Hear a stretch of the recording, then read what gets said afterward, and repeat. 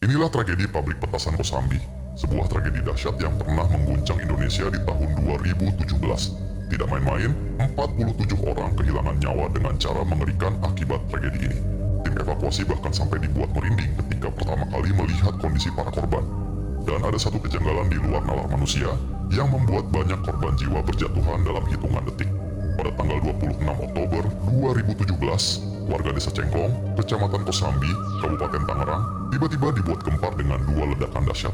Ledakan itu terdengar sekitar pukul 9 pagi. Saking kuatnya ledakan, para warga spontan tiarap karena ketakutan. Asap hitam dan kobaran api tiba-tiba terlihat dari sebuah gudang petasan yang ada di desa tersebut.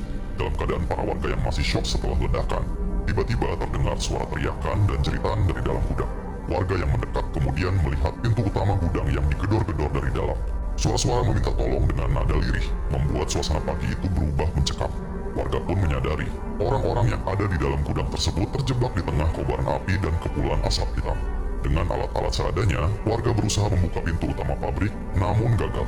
Tak kehilangan akal, di waktu kritis, warga berusaha menjebol salah satu tembok pabrik.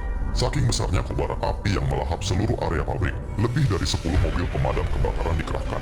Setelah beberapa menit, usaha warga untuk menjebol tembok akhirnya berhasil. Beberapa orang terlihat berlari keluar dari dalam gudang dengan kondisi mengerikan. Di tengah situasi menegangkan tersebut, terdengar beberapa ledakan susulan yang membuat warga harus menjauhi TKP. Setelah api berhasil dipadamkan dan situasi dinyatakan aman, tim evakuasi pun memasuki area pabrik. Di sana, mereka melihat pemandangan mengerikan. Puluhan tubuh tertumpuk di satu tempat dengan kondisi mengenaskan. Beberapa anggota tim evakuasi bahkan sampai harus keluar dari tempat kejadian perkara untuk menenangkan diri. Para korban tersebut adalah karyawan pabrik yang terjebak di area gudang saat ledakan terjadi. Mereka terkumpul di satu tempat, kemudian harus merasakan bersama-sama ganasnya lahapan si jago merah. Hasil investigasi mengungkap, tragedi pagi itu disebabkan percikan api las yang menyambar bahan mudah meledak di gudang pabrik. Namun ada beberapa hal janggal dalam tragedi ini, yaitu mengapa pintu utama pabrik terkunci dan tidak ada karyawan yang bisa membukanya. Selain itu, warga tidak mengetahui bahwa pabrik tersebut digunakan untuk memproduksi petasan. Akibat tragedi ini, 47 karyawan pabrik kehilangan nyawa, sementara 52 lainnya mengalami luka-luka.